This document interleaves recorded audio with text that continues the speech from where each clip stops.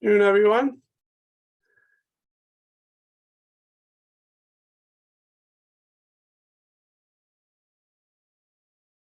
Wait one more minute in case anyone else wants to join on.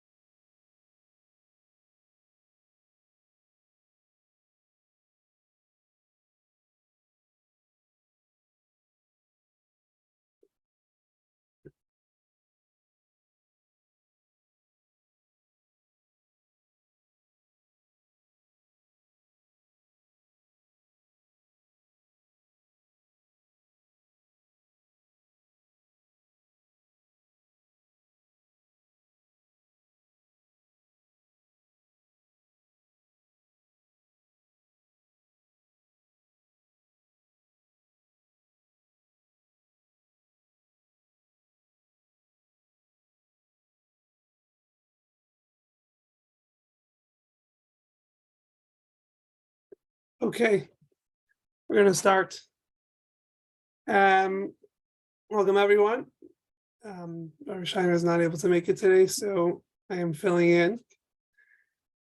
So this week's Torah portion is a Torah portion called Parshat Nasso, which is referring to the Jewish people, God telling Moshe Rabbeinu to take another census. We know that the book that we started now, the fourth book of the 5 books of Moses, is called the Book of Numbers, and it's a lot of counting the Jewish people or different groups within the Jewish people. So this is a continuation of that. And it starts off talking about the census of the children of Levi, specifically the Shevet of Levi, the Levites, the ones that helped serve in the temple, or in that those times in the desert, the tabernacle, the Mishkan. So they were counted, all the ones that were fit the age to be able to serve in the temple. So that's how the Torah portion starts off. But I want to just say something interesting, is that it's not even taken for granted that this is the Parsha of the week, that it's Nasso. The truth is that every once in a while, you have that the people, the Jews living in the land of Israel, and the people living in the diaspora outside of Israel will have a different Torah portion that is being read, and that's this in the next few weeks. Because how does that happen? Because in Shavuos, the holiday we just finished, Shavuos, started Thursday night, Friday, and then we celebrated it also on Shabbos. Yeah, we had a 2-day holiday, and for those that made it to the shul, it was a very, very nice holiday with all the dairy and the all the cereal bar and the ice cream bar and all the stuff that we had. But so we celebrated that for 2 days. But we know that in the land of Israel, they only celebrate the holidays for 1 day instead of 2. Or, for example, Passover in the diaspora is going to be 8 days, but in Israel it's only going to be 7 days. And the same thing for Sukkot. Rosh Hashanah, on the other hand, everyone celebrates 2 days. Whether it's you live in Israel, you live in the diaspora, you're always going to have 2 days of Rosh Hashanah, and I'll explain in a second why. And thank God, Yom Kippur, even here we don't do 2 days. We also only do 1 day. Have 2 days of Yom Kippur might be a little difficult, but so because in Israel they only celebrate 1 day of Shavuot, so therefore Friday was that 1 day, and when Shabbat came, it wasn't holiday anymore. It wasn't Shavuot anymore. So they went back to the regular schedule of reading a Torah portion on every Shabbat. But for us in the diaspora, we we're still celebrating Shavuot. So that what we read from the Torah on Shabbat was not the Parsha, but rather something connected with the holiday. So, in other words, last Saturday, last Shabbat, the Jews living in Israel, they read this Parsha of Nasso. And this Shabbat, a week later, they're going to be reading the next Parsha, Bahalotcha. But us in the diaspora, because we didn't read Nasso last week, so we're reading Nasso this week. So it's just something interesting, and not if you know any Jews in Israel and you're talking about the Parsha or the Torah portion or anything like that, just you have to have in mind, don't take for granted they know which Parsha you're talking about. Again, because for the next while, I'm not sure which Parsha we're going to get back on track. Either it's in like 4 weeks or like 6 weeks, something like that. We'll read 2 Torah portions in 1 week, and therefore we'll be able to catch up. We'll only read 1 Torah portion that week. So that's just something interesting I want to start off with, is that it's not even taken for granted that this is the Torah portion this week. In Israel, they're reading something else. And I remember in yeshiva, if you had enough guys, let's say, for example, we're in Israel for Shavuot or something like that. And again, they were a parsha off. If you have enough people, they make their own minyan just so they could read their own Torah reading, to read their own parsha, the one that they're holding, instead of the one that everyone else is holding. And they keep on doing this until the Torah readings match up. They come together when we're going to end up reading 2 Torah portions in 1 week. So that was just interesting thing to point out. Now, again, the whole idea of this Torah portion is the beginning of it is the census of the tribe of Levi. I'm just going to give an overview of the Torah portion. After that finishes, then it goes to the quick laws about impurity, that if someone's ritually impure, they have to stay away from the camp or the tabernacle, the temple, etc. It's not so long. Then there's a little bit about if someone steals or whatever, they have to pay back, who they have to pay back to, especially if the person died. And then it goes on for a while. The 4th Torah reading this week is pretty long. It has 2 full topics, and especially if you try to learn it with commentary, with Rashi, is a lot of commentary also. So it takes a while to get through.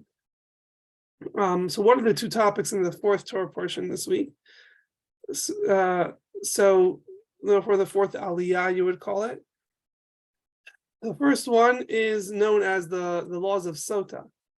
Sota is referring to a woman who her husband suspects her of not being faithful in the marriage, and to run through it quickly, he gives her a warning, not to be secluded with a specific person, and if there are witnesses that see her together with this person in private, secluded for a certain amount of time, then that triggers the laws of Sota, where the woman would come to the temple, and it's more of a spiritual experience, but basically they would take water and take a scroll, and they would write a few verses with them, and the verses contains God name inside some of the verses, and they would erase it, take the ink and erase it into the water, and then they would get some earth or whatever, and they would make her drink this water,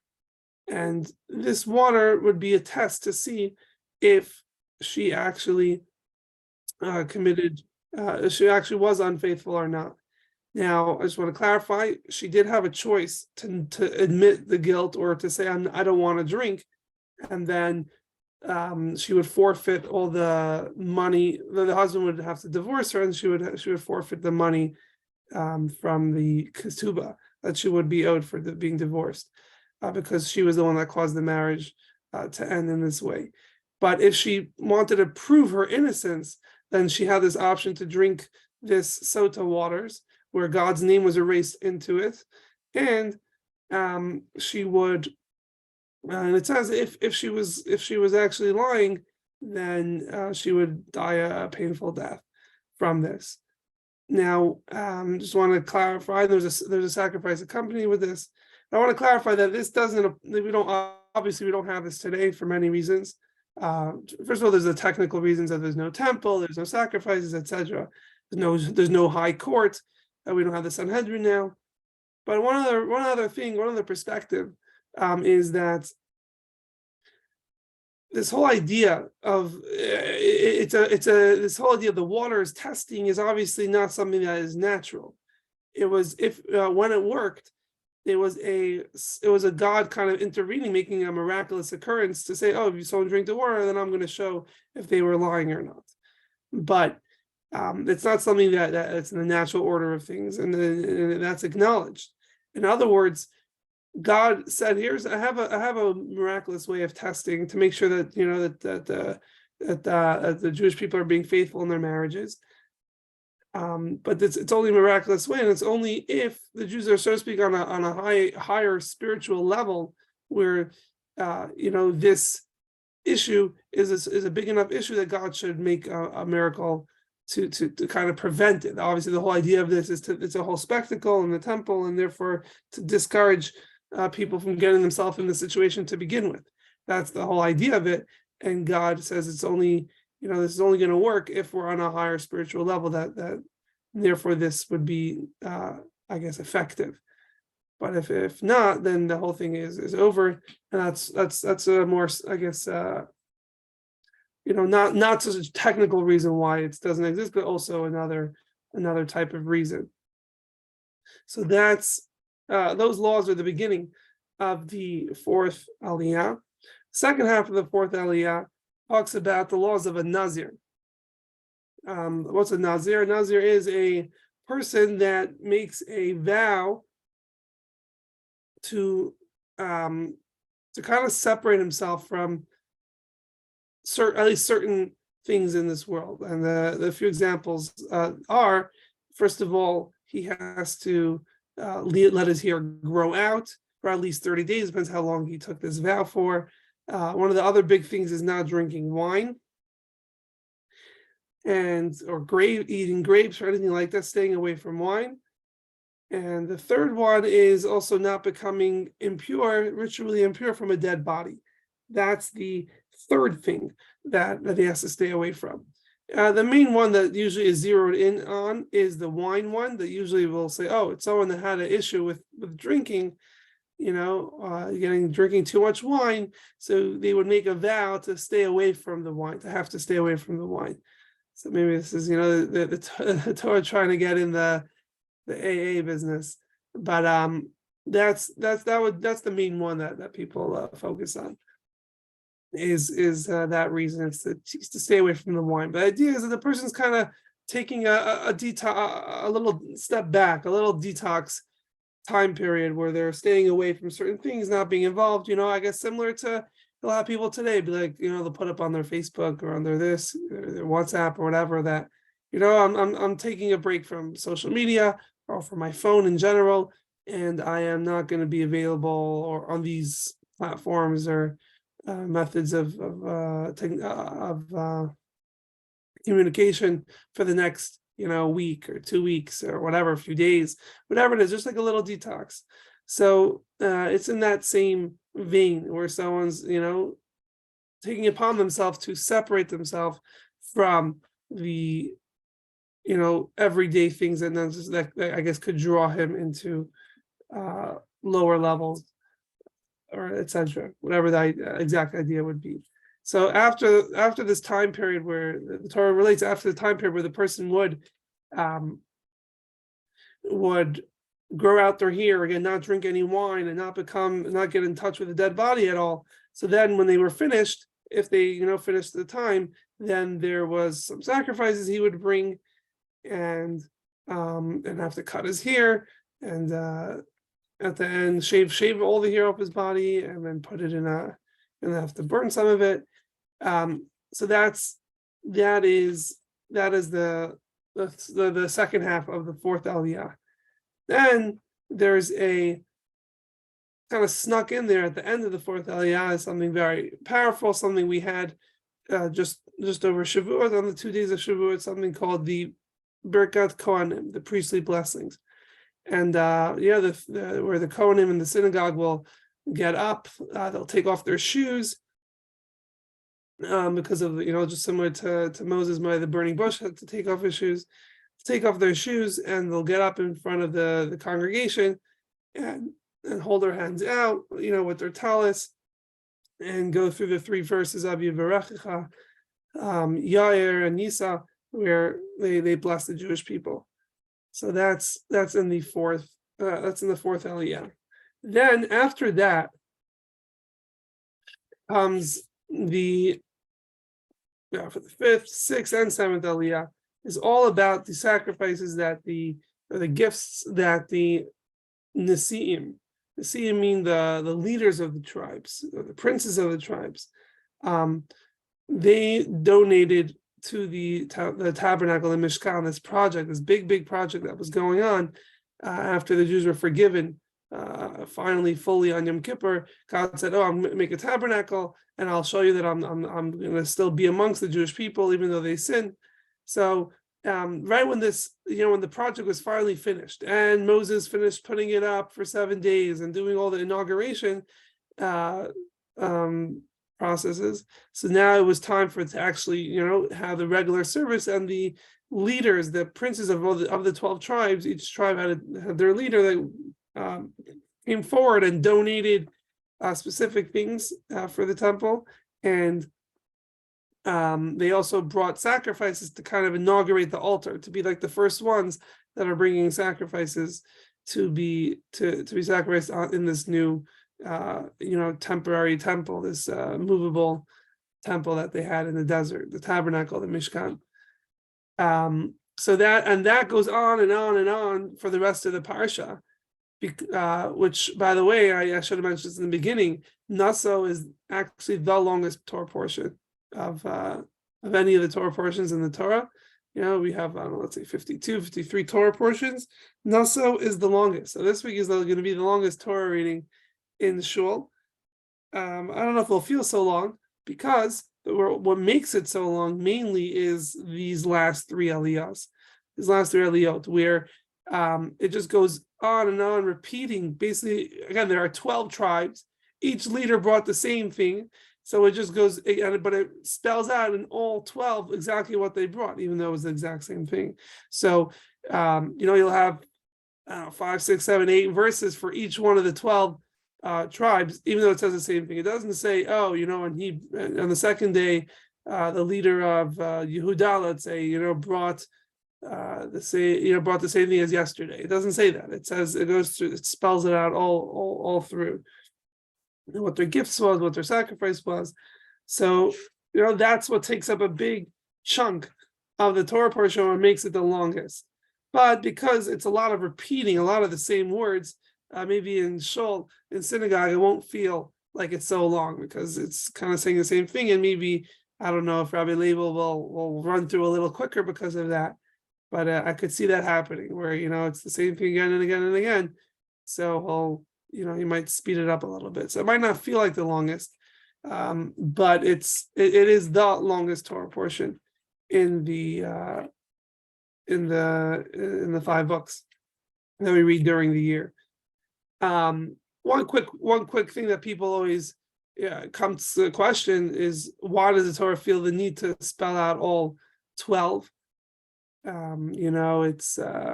It would be enough to say one of them, and then say the rest of the other 11 tribes brought the same as the first one. But obviously one basic point that we could take from that is, even though it seems like people are doing the same thing, or people are being the same, but really everyone is different, everyone is unique. Every tribe had their character and their heart that they put into this, etc.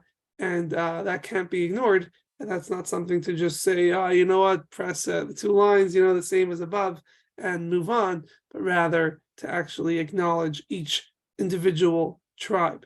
So that's just one thing that obviously jumps out right away. Is, again, why the Torah, we know, is so careful not to write any extra words, not even extra letters. If you look in the Talmud, there's laws that are learned out of, oh, why does it have this letter? Why does it have that letter?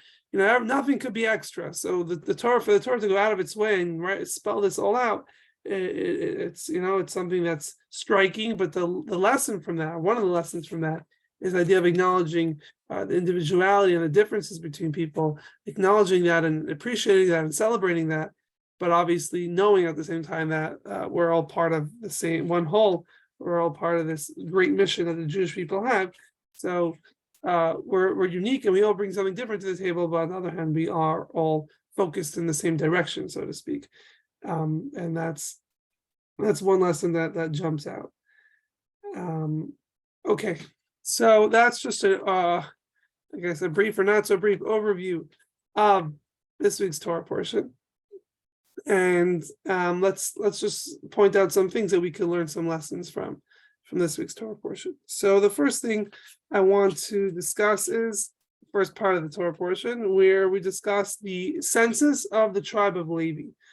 And over here they counted not the total amount, but rather, like the second verse of this Torah portion, it says, from 30 years of age and up until 50 years of age shall you count them. Everyone who comes to join the legion to perform work in the tent of meeting. In other words, they were counting what the actual workers, or I guess volunteers, however you want to call it, that they were going to have in the temple. That's what God wanted to be counted, and those were only from the age of 30 to 50. So that's how does it count it? So it counts the three separate sons. There were three different sons that Levi had. Let's bring it back. Levi had 4 children. The father of the tribe of Levi himself, had 4 children. He had Yocheved, which was Moses and Aaron and Miriam's mother.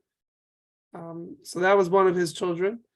And then he also had the 4.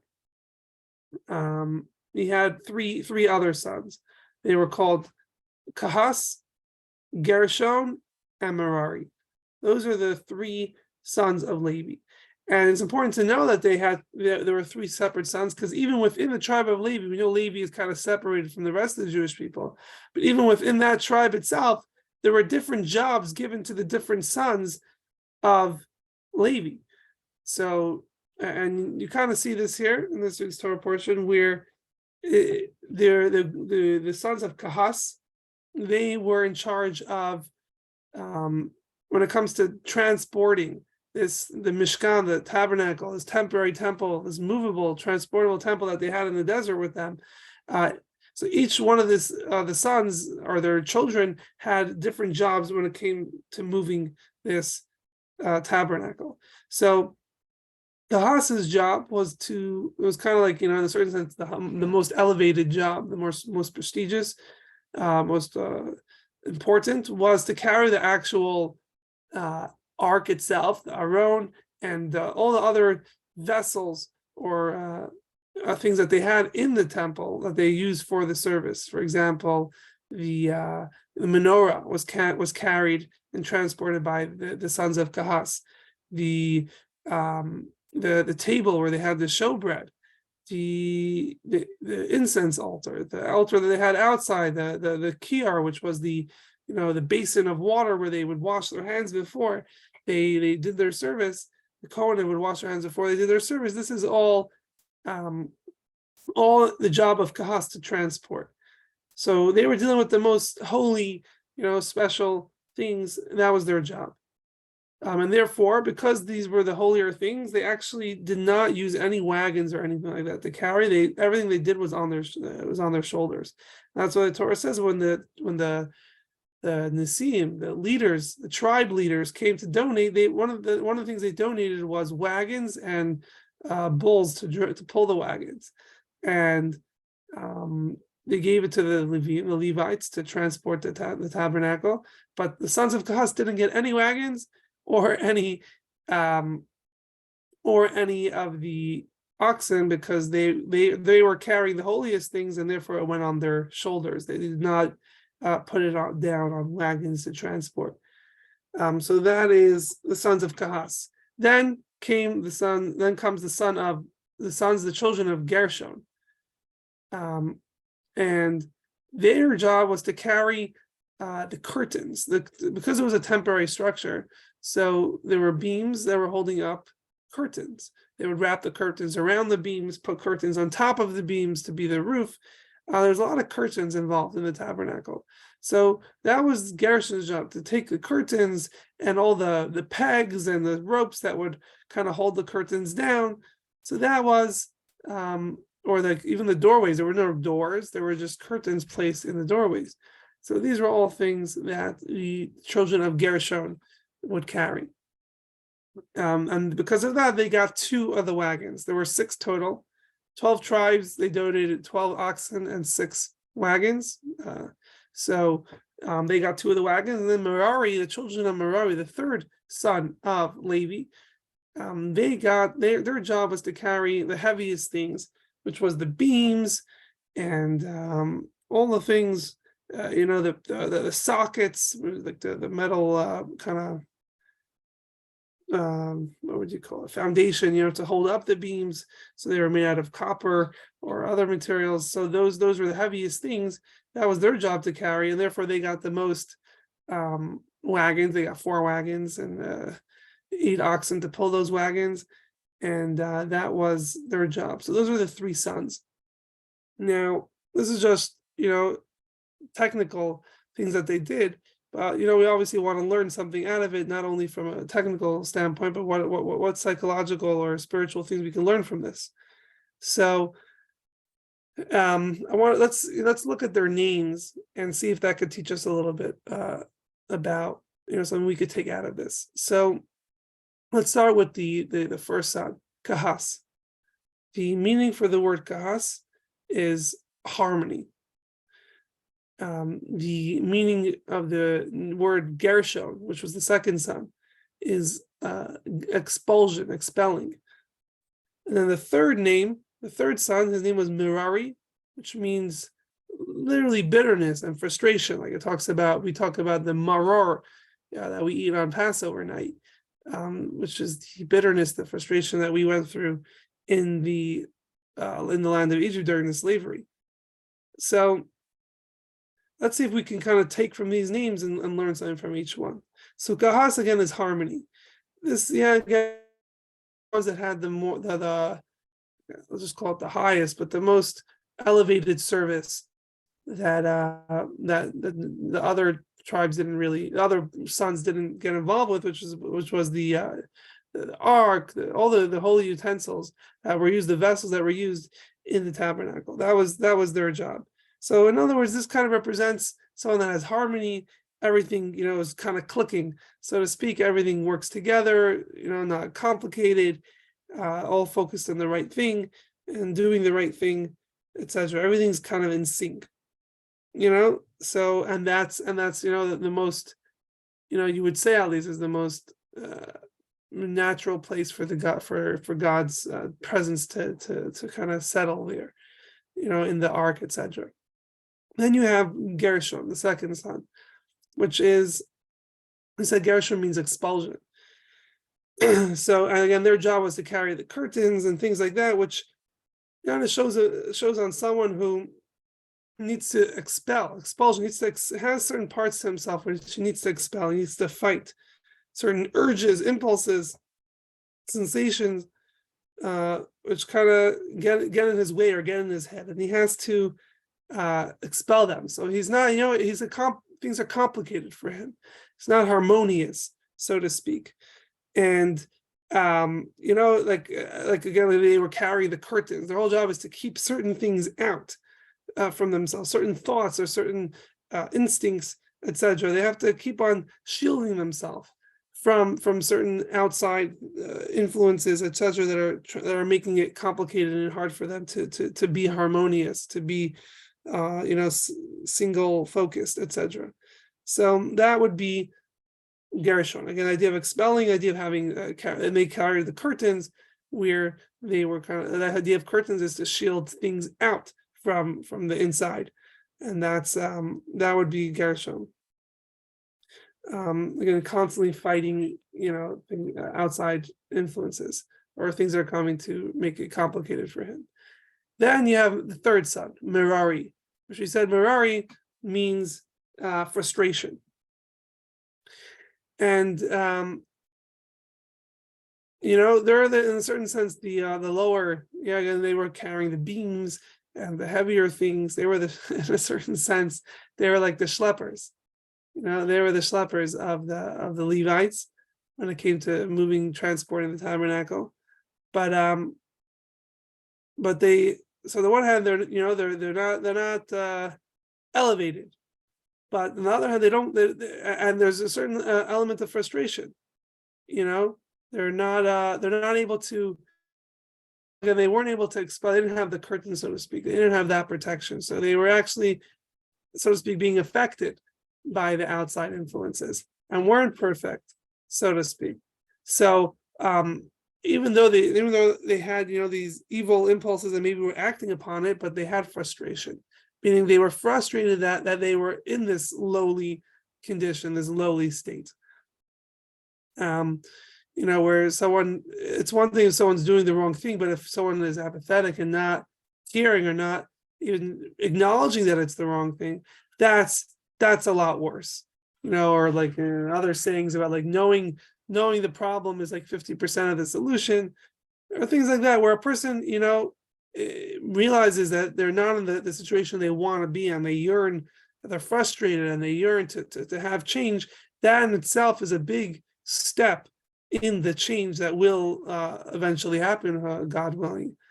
So, and that's what someone not being content and being disappointed with their present condition, their present situation, that's what really propels them to new horizons in their life that not necessarily were seen possible. So, in other words, we're kind of going down the ladder. Some people, we would call them tzaddikim. They have it all. It's all smooth. They're single focused. Life isn't complicated. They know what's right. They do what's right, etc. That's kahas. That's the harmony. Then there's the second son, which is gershon, which means expulsion, expelling. So grusha is the same word. So those people are people that they things aren't simple. Things are complicated. They're fighting impulses and tendencies. That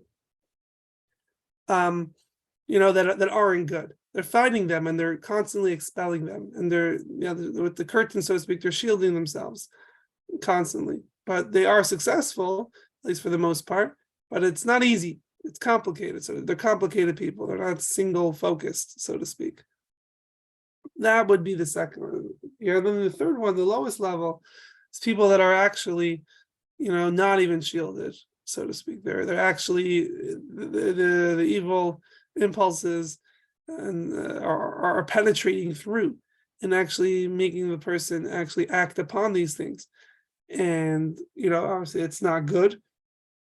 But we're saying that at least they're still fit to serve in the temple somewhat, because again, they have this frustration. Merari means frustration. At least they have the frustration. At least they know that their present situation is not ideal. It's not where they want to be, and they are looking and hoping to be able to move past it, or and put in the work that it takes to go past it. So even though they know now that their situation is not ideal, but they know that they will get there, and they are going to put in the work because they are frustrated, and that's important. Again, that if someone's not in their ideal situation, frustration can be used as a catalyst. Obviously, we're not talking about depression or things like that. There's a big difference between miruru, bitterness, and frustration. There's a big difference. So that's one of the big lessons I want to point out from just the beginning of this week's Torah portion, is taking the different names of the sons of Levi and kind of learning lessons from what their job was and what they were schlepping, and to learn out where do we put ourselves in this, and to take out the main lesson. Obviously, I think it's the most relatable is the idea that to use frustration as a catalyst for change if the frustration is there. But obviously also that if we're dealing with impulses and things like that, the best thing is to shield ourselves and to know that we should not even entertain certain things, not let them in our mind, so to speak. There's a famous story, a Hasidic story, well, where someone was having trouble. They were trying to advance in their service of Hashem, and they're working on themselves to become a better person. And one thing they were struggling with was not in action, but in their thoughts. Certain things would come to their mind that they felt were not, that person felt was not appropriate, especially for where he was holding. And he was very frustrated, again, to learn that, very frustrated about this. So he went to his Rebbe, to his Hasidic master, and he let out his frustration. He told him, why am I still dealing with this? This doesn't make sense. It's so hard, etc. So he said, look, I'm going to send you somewhere and you'll get the answer there. He sent him to make a long story short, and he sent him to a person's house. And it was a bitter cold night in the winter. This was like a house, I guess, like in the middle of the forest or at the edge of the forest, after traveling. And again, it's cold, it's windy. It's the middle of the night. You see, he finally gets to this house. And, he's hoping that the person's still up, and he looks at he knocks on the door, there's no answer. So, what do we do? We go to the window, see what's going on, see if there's a light on or something, to be polite, but you want to look at the window to see if someone's up. And he sees the lights on, so he's like, oh, very excited. Okay, someone's there. He keeps on knocking on the door, and there's no answer. And he sees the person there at his table, no answer, nothing. And he's like really getting, I guess, a little upset, frustrated, etc. And still no, he's being on the door, no answer. He's freezing cold. He's hungry. He's thirsty. Eventually, at a certain point, maybe it was the morning or whatever it was. The guy finally opens the door, and he sees this person at the door. He's like, "Oh, welcome! So happy to see you." And he bring you to the fireplace. Let's warm you up. Let me get my wife will warm you up some hot chicken soup, some bubby meat chicken soup. How are you? How's your travels, etc. He's like being all welcoming, etc. And then at some point in the conversation, the traveler turns to his host and he's like, what was up with that? Why didn't you answer the door? I saw you were up. I'm sure you heard me knocking. What was going on there? And I don't remember exactly how this goes, but basically he told him, he's like, in my house, I'm the Hebrews say the balabas, like I'm the one in charge here. And I decide who to let in and who not to let in, and when to let them in and when not to let them in. And and if I'm not wanting to let someone in, then I don't let someone in, and that's the end of that. And then he realized the lesson that his teacher was trying to teach him, or through this person, through his host, that the same thing is with our minds. That we all know how important it is what goes on in our minds, and it has a big effect on our perception of reality, which converts itself to our actual reality. The idea of manifesting and things like that, not to get into it. So he was saying that he was kind of basically teaching you that your mind, you own your mind, you're in charge of your mind. So, and you can decide what to let in and what not to let in, who to let in, who not to let in, when to let them in and when not to let them in. Ultimately, you have that choice. Now, I just want to point out very clearly that, and Tanya talks about, we're not talking about if something enters your mind at all, but we're talking about the ruminating part of it, to think about something for a while, or to take on a thought and to start developing it and extending it. That's something that we have a choice to do. Again, if we get a frightful thought or things like that, it makes sense. It comes to our mind, or whatever it is, a sinful thought. But then the job is to push it right away. Say, look, I'm in control here. I don't want to think about that right now, so I'm not going to think about it. And that's it. That's the end of the story. And that, to have that perspective, to be like, oh, I'm the one that's in charge of my mind. This is me. That that with having that perspective, that helps us be able to expel any thoughts or things like that are making it, life more complicated for us. Making our perception of ourselves or the world around us complicated. We hopefully can muster the strength to control that and be able to say, look, what I think about is something that I'm going to be in control of that. And if we can, it's not an easy skill, but if we could perfect that or really make progress on that, I think, at least for me, it would have a big positive effect. So that's one thing. Again, the three sons: harmony, yakahas, harmony, Gershon is expulsion, and Merari is frustration. Three different, stages someone can find themselves in, but to appreciate, the positive aspects of each one of those stages. Okay, so that is the beginning of the Torah portion. Again, it counts the numbers of the Levites that participated in the service of the tabernacle. Now I want to fast forward to the Nazir section again, which was in the fourth Aliyah, the long one. It talks about a Nazir where a person would take a vow to not drink wine, to grow out their hair, meaning not to cut the hair at all, and to not become impure from a dead body. So before I jump into it, I want to just to put on perspective, and so it shouldn't sound so foreign. There's one famous person that he's famous for being a Nazir that you might remember. If anyone wants to write the answer, I'll give a second if you know. But the most famous Nazir, and was known for his being a Nazir, for him not cutting his hair, was Samson. And we know the Samson, the mighty Shimshon HaGibor, who really saved the Jewish people from the hands of the Philistines. He was a Nazir from birth. Actually, there's a whole story, if you look it up, about before he was born. His mother was told to raise him in this way, but he never cut his hair. His laws were a little different.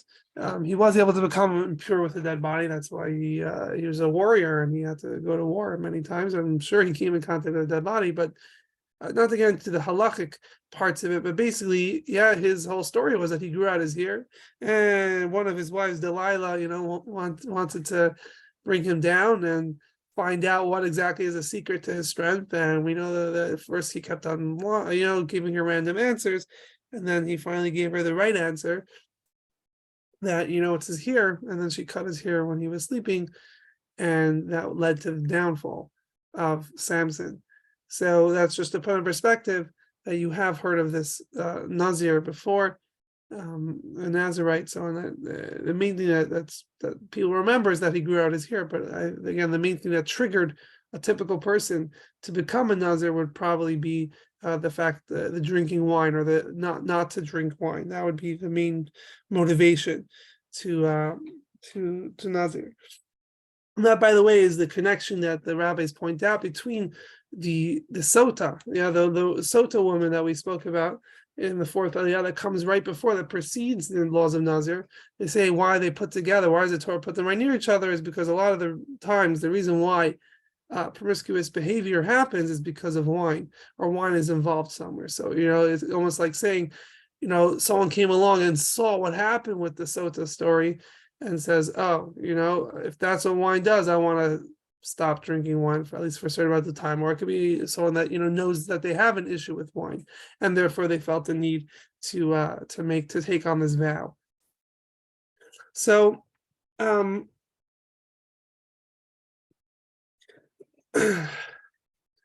just to kind of take a certain lesson that we could perhaps from this, is that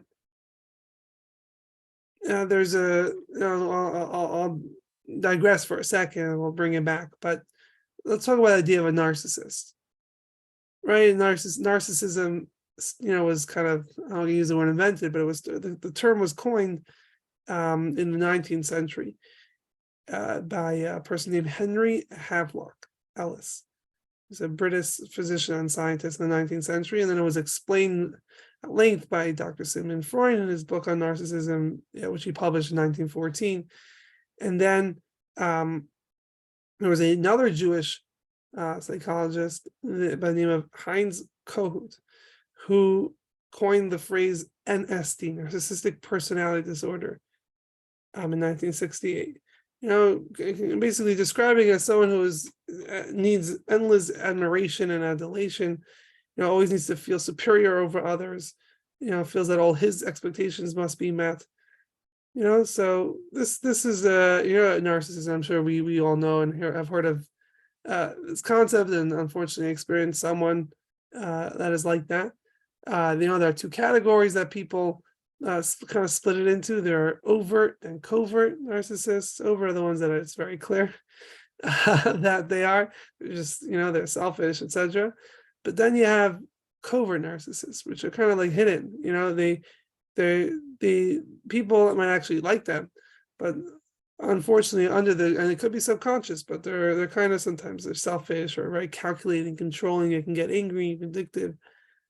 So there's these two categories of narcissists. And the whole idea is they need to feel admired, they need approval and recognition, etc. Some are more quiet about it than others, or know how to hide it better than others. So where does this term I'm going to quote here two stories which are going to mirror each other but then not mirror each other, and we'll bring out the point. So where does the term narcissism come from in general? So it really comes from Greek mythology. The Greeks would tell a story of a young man whose name was, I don't know how they would pronounce it in Greek, but basically his name was Narcissus, or Narcissus, basically without the T, but Narcissus, who was remarkably handsome. He was so handsome that even one of the Greek gods, the pagan Greek gods, her name was Echo. Her name was Echo because she didn't have her own voice. She would only repeat what others said. Anyway, so the Greek god Echo fell in love with this young lad who was remarkably handsome. One day, young Narcissus arrived at a pond where he saw for the first time, his reflection in the water. And he was so taken aback by the splendor of his reflection that he didn't even want to move. He didn't want to move away. He just stood there gazing and admiring his own reflection in the pond. And at some point in the story, he looks at while he's looking at his reflection, he says, "I love you" to it. And then the god echoed that and said, "I love you." And whatever the whole story, but basically he ended up being there for days and weeks, and he ended up basically taking his own life because of his obsession with his reflection in the water, because of of himself. And that's from there, that's where that's where they borrow this term narcissist from, where it's basically someone who is incapable of really connecting with the full reality around themselves, and even to a point where it causes themselves harm. Forget about people around them, but it end up causing themselves harm. And that's, maybe this is where the joke comes from, where you say, how do you drown a narcissist? They say, put a mirror in the bottom of a swimming pool, and they'll go into the bottom of the swimming pool just so they can look at themselves.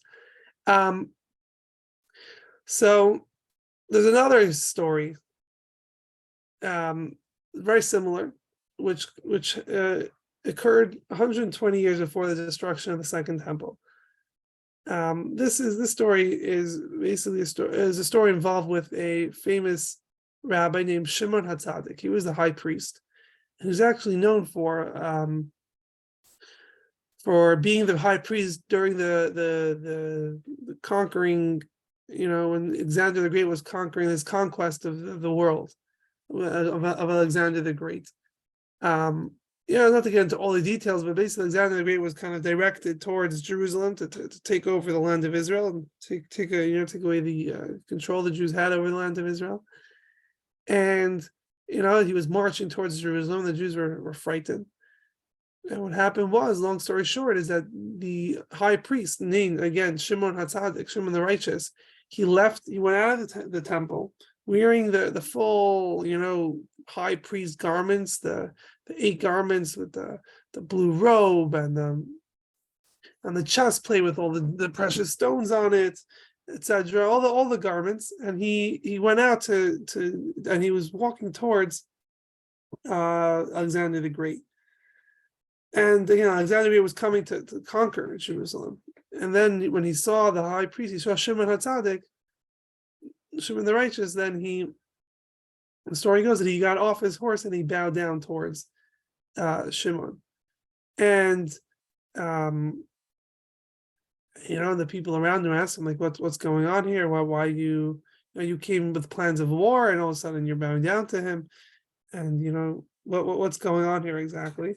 And he answered that every time I go to war, there's a battle, I'm maybe a little afraid or whatever. In my dream, there's a man that comes to me and tells me, you're going to be successful in this battle. Don't worry, you're going to be successful. And he said, when I saw this person walking towards me, I recognized him. And I realized that this is the person that comes to me in my dream, the old man that comes to me in my dream that assures me and promises me that I'm going to be victorious. So obviously, he's a special person, a spiritual person, and he had respect for him, etc. That's why he bowed down to him, and therefore he didn't conquer Jerusalem, and he kind of let the Jewish people self-govern and kind of left them alone, even though he was busy, conquering the whole world. That did eventually lead to the whole Hanukkah story, because the Greeks, that's what gave the Greeks this time period, what gave the Greeks some sort of control over the land of Israel. Eventually, that led to the whole Hanukkah story. But Alexander the Great wanted a statue of himself to be put up in the temple. And what ended up happening was, you can't have a graven image, definitely not in the temple. So what he did was so what the high priest Shimon HaTzadik told him was that he said like this.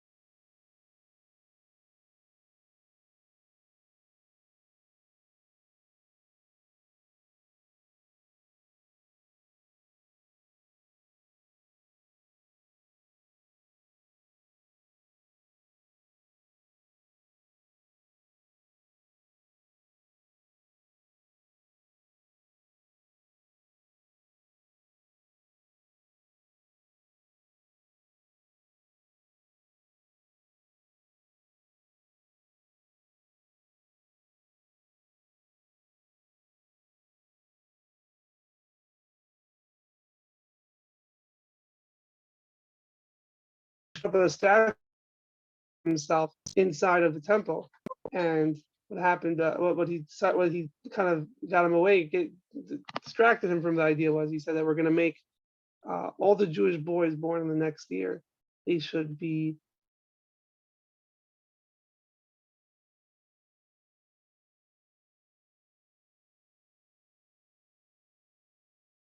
with the name like that. It's not really a Jewish name. Yeah, or maybe the Yiddish version of that would be Sender. Maybe you know any people named Sender or Sendi. I know that the Tranks are on, and the guy Rabbi Gazinski, which is nearby, and not exactly where you live in Maryland, but the one that lives nearby, his name is Sendi, Sendi Gazinski, and that's because his real name is Alexander. That's where it comes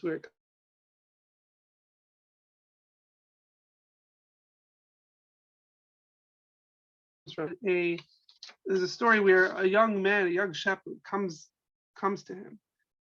And Shimon was known for not really appreciating the Nazarene, the people that would take this vow of being a Nazir, because he's like, why are you separating? It's very hard. It's a very not sustainable lifestyle to be separated, not to grow your hair out, not drink any wine, not eat any grapes. You can't go in a vineyard, etc.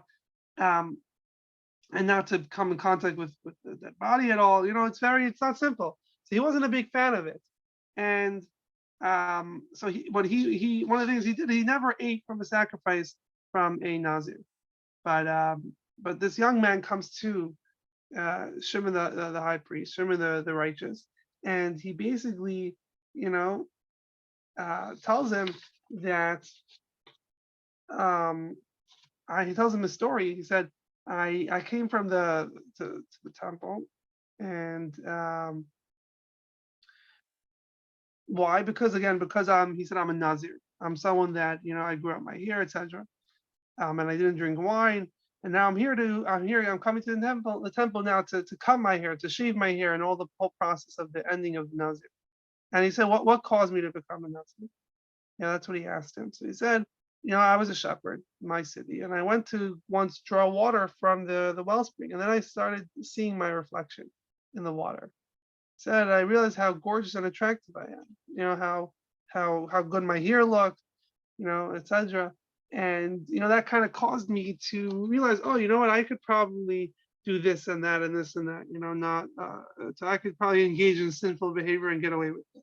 So, that's what came to his mind. So he told himself, wicked, telling his evil inclination, wicked one, why are you so arrogant? The world doesn't belong to you. Why are you so arrogant about a body that will end up rotting in the grave, eaten by worms? So therefore, he said, I swear I will shave off your hair for the sake of heaven. And therefore, you became a Nazir, which again, the end of the Nazir process is the shaving of all the person's hair.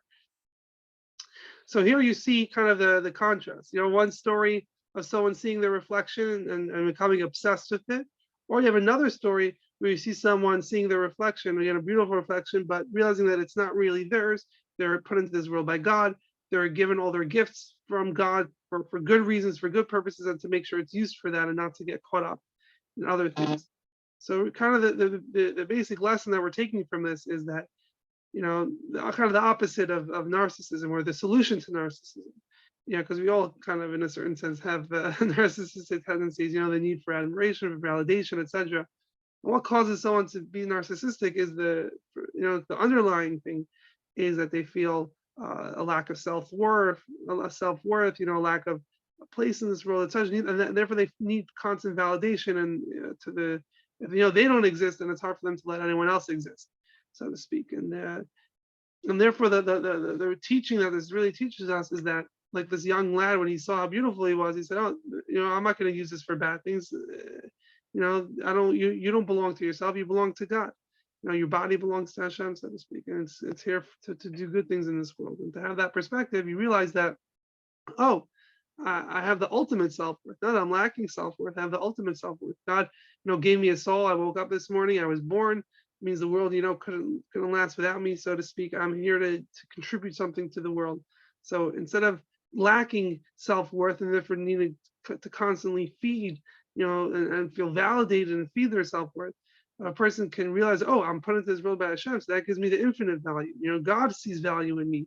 If I can, do what He wants and accomplish the mission that He put me in this world for, then, it takes us away from all the needs to feel validated, and that a narcissist or these narcissistic tendencies would pull us in. So that's another lesson that the Nazir teaches us. Is, to kind of cut ourselves off when we see that we're getting pulled in a certain direction. Sometimes you have to take a step back, cut off that whole aspect so it doesn't pull us down. And to have the right perspective is the idea to get our self-worth from our mission that God gave us, instead of trying to get it from things around us.